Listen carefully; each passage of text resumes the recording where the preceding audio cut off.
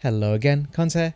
Recently I did a video on safi'jiiva and skipping her grind using the Celestial Variant prints from Steamworks.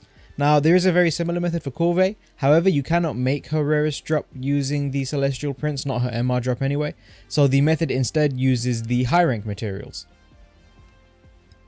And so I'll just show you that you can meld her gem.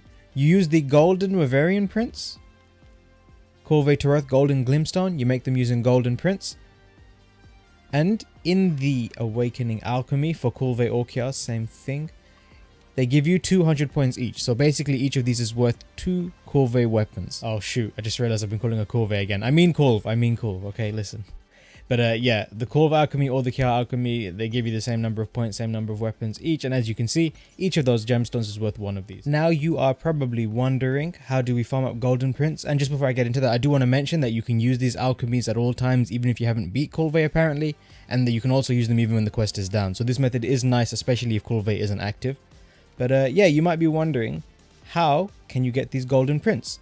And it is using a fairly underused mechanic, which is the Hunter Helper. The way it works is you respond to SOS flares from either low or high rank players. I think there is a mechanic for low MR master rank players, but I don't know much about it and it's not what we're interested in. We want to stick to high rank for the golden prints. Low rank will give you silver ones. But yeah, you respond to the SOS of a high rank player. No other weird setup is needed. Assigned quests tend to drop them more frequently in my experience. However, optionals I have got them from as well, and I'm not sure about investigations. But yeah, pick your favorite assigned quest. As you can see, this quest here, the 10-minute timer has passed. However, you can still get Hunter Helper rewards, as I'll show in with some footage now. I didn't have the timer on screen, but as you can see, the quest timer right at the start of the quest, me joining, is something like 14 or 15 minutes. And now, as you can see, as the quest is finished, it's at like 16 or 17 minutes. So yeah, I definitely joined after the quest was done. It didn't take very long to do, because most of the damage had already been done. And you can see I get the Hunter Helper rewards. Unfortunately, I did not get a golden print. This happens from time to time, and again, stick to the assignment quests and stick to the higher ranked ones if you want to get more of those golden prints, at least in my experience, although I don't know the specific numbers and exactly how it works. And as you can see in the quest I'm hovering over at the moment, there's already a master rank player in here. Now, I'm not 100% certain, I haven't sort of done any large scale testing to verify it, but I'm pretty sure that means that you'll either be less likely to get the Hunter Helper rewards or maybe impossible to get them. Regarding some stuff about etiquette, if you're doing people's assigned quests, not optional ones, if they're doing like story quests, not the grind, then please consider, especially if they're on the lower end of the stars, you know, 5 or 6 stars early high rank, please consider lowering your weapon down to something like a rare 6, 7 or 8 weapon, something in high rank. The armor set itself isn't too important just because Draken was available in high rank and it was like over the top with the same skills that you get in master rank sets. So don't worry too much about the armor, but at least consider lowering the weapon down if you're willing to.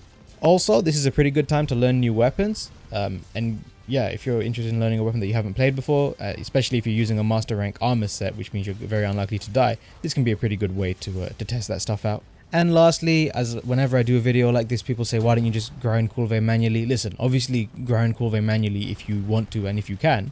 If you don't want to, or if you can't, then you can use this as one optional method.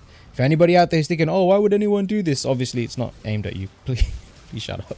Anyway, I'm being rude now. So yeah, that's all there really is to it. Take something like 5 minutes a hunt at most, especially if you join one that's halfway done. You'll be helping out lower ranked players, the quest will be incredibly easy, you could be learning new weapons, and at the same time, you'll be getting Kulve weapons at a really great rate. It might not be the fastest way to grind her weapons. I've done a video on just using a part break and shiny exploit method to get a lot of her materials quickly. That'll probably be faster than this, although I haven't tested it. But yeah, I mean, 2 Kulve weapons, 200 points worth of weapons every 5 or so minutes is a really good return on investment. So yeah, if you're struggling with the quest, if the quest isn't active at the moment, but you still want her weapons, or, you know, for whatever reason, I hope this helps and I hope you have a lovely day. Take it easy. Bye-bye.